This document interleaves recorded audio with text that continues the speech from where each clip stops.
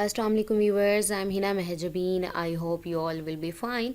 हम स्टडी कर रहे हैं MGT 201 फाइनेंशियल मैनेजमेंट का कोर्स, जिसका है module number 11 capital structure and topic number है 203 कैपिटल स्ट्रक्चर थ्योरीज, जिसमें हमने आज अपनी डिस्कशन स्टार्ट करनी है अबाउट कैपिटल स्ट्रक्चर थ्योरीज के बारे में। बट टुडेज़ लेक्चर स्टार्ट करने से पहले अगर आप मेरे चैनल पर न्यू हैं दैन प्लीज़ मेरे चैनल को सब्सक्राइब कर दें एंड बेल आइकन को क्लिक करना मत भूलिएगा, ताकि upcoming lectures, different assignments, quizzes and papers के नोटिफिकेशंस आप तक पहुंच जाएं।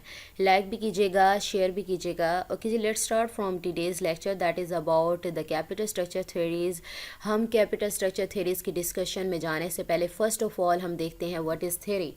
There is a misconception about it that theory is just an assumption, or it is just something that is very bookish and it does not have any practical implication। नहीं होती, just a definition type है या इस तरह से misconception है। But a theory is basically a concept or an idea which is when to be communicated with others is converted into a statement that is called a proposition। जब किसी को बताया जाता है, communicate किया जाता है दूसरे की आइडिया है या concept है, तो उसे हम प्रोपोजिशन कहते हैं। For example, a proposition may be that capital structure has a direct impact on the value of firm and now this proposition has to be proved by experimentation और by survey और by some other method. यानी कोई भी proposition है, कोई भी theory पेश की जाती, ऑफर की जाती है, तो उसको सही या गलत साबित करने के लिए एक्सपेरिमेंटेशन की जाती है, सर्वेज किए जाते हैं, डिफरेंट मैथड्स यूज़ किए जाते हैं कि वो ट्रू है या false है।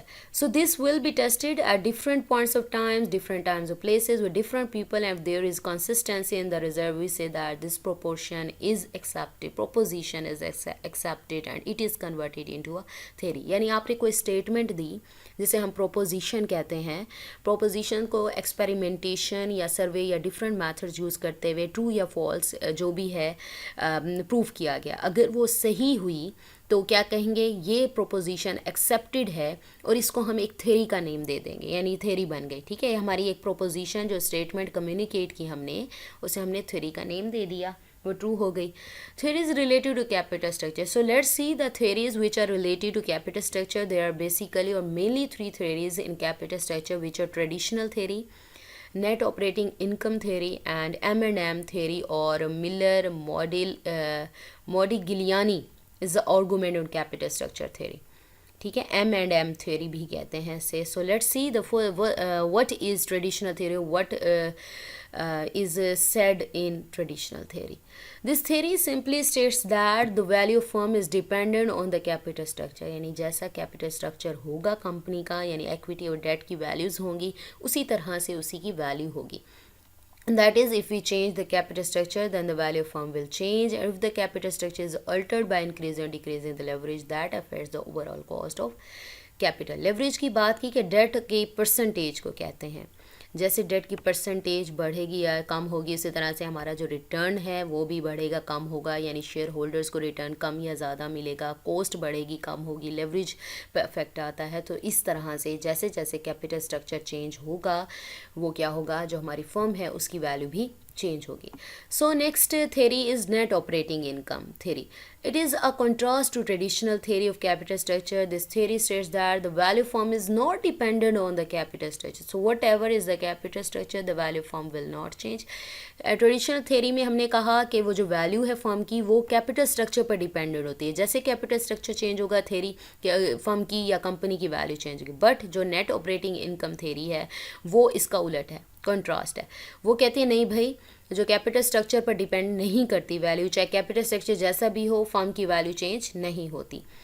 M&M theory, Miller and Modigliani as argument is actually in favor of net operating income theory। यानी नेट ऑपरेटिंग के वैल्यू जो फर्म है, फर्म की वैल्यू या कंपनी की वैल्यू है, वो कैपिटल स्ट्रक्चर पर डिपेंडेंट नहीं होती, इसको फेवर कर रहा है।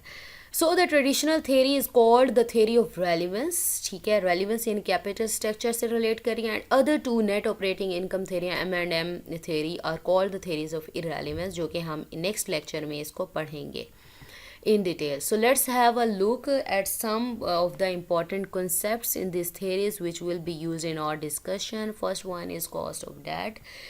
The first one is cost of debt. It is the interest or the financial cost that we have to bear as a company on the amount of debt that we borrow. यानी हम कोई भी company चलाते हैं, कोई भी business चलाते हैं, यानी रन करते हैं, तो हम ऑब्वियसली क्या करते हैं, कुछ लोन लेते हैं, इन्वेस्टमेंट करते हैं उसे अपने बिजनेस और अर्निंग करते हैं. तो क्या होता है, जब हम बोरो करते हैं कुछ भी, तो उसके लिए हमें रिटर्न भी तो देना होता है, यानी एडिशनल अमाउंट जिसे हम इंटरेस्ट कहते हैं, वो अमाउंट के साथ साथ आपको इंटरेस्ट भी देना होता है.